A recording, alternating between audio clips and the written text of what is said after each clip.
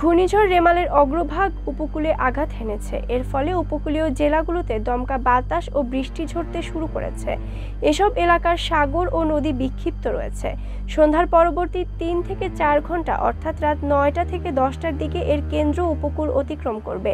১৫ বছর আগে দেশের উপকূল তছনছ করে দেশে প্রবল ঘূর্ণিঝড় আইলা। ২৫ মে ঘূর্ণিঝড় আইলার আঘাতে খুলনা, বাগেরহাট ও সাতক্ষীরা সহ উপকূলের বিভিন্ন স্থানে ৫৯৭ কিলোমিটার বাঁধ জলোচ্ছ্বাসে ভেসে যায়। টানা ১৫ ঘন্টার ঝড় ও ১২ ফুট উচ্চতার জলোচ্ছ্বাসে দক্ষিণ পশ্চিম উপকূলীয় এলাকা লণ্ডভণ্ড হয়ে যায়। ঘূর্ণিঝড় রেমালও আইলার মতো একই ক্যাটাগরির বলে জানিয়েছে আবহাওয়া অধিদপ্তর।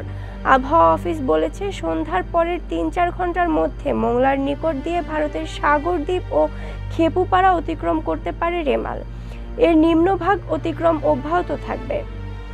পরিচালক আজিজুর রহমান বলেন, ঘূর্ণিঝড়টি উপকূল অতিক্রম করার সময় বাতাসের গতিবেগ ৯০ থেকে ১২০ পর্যন্ত থাকবে। কেন্দ্রে অতিক্রমের পর এর নিম্নভাগের প্রভাব থাকবে সারা রাত। স্থলভাগে পুরোপুরি ওঠার এটি দুর্বল হয়ে স্থলচাপ আকারে থাকবে।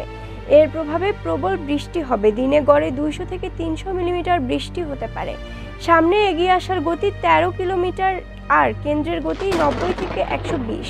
ঢাকায় বৃষ্টি এবং বাতাস থাকবে রোববার রাত থেকে।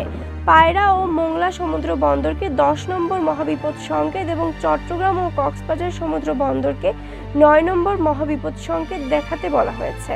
এদিকে উপকূলীয় অঞ্চলের মানুষদের নিরাপদ আশ্রয় কেন্দ্রগুলোতে সরিয়ে নেওয়া হচ্ছে।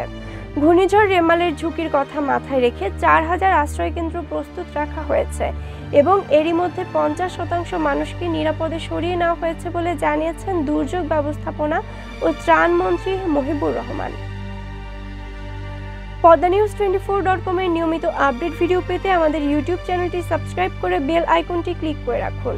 ফেসবুকে আমাদের ফলো করুন facebook.com/PoddaNews24।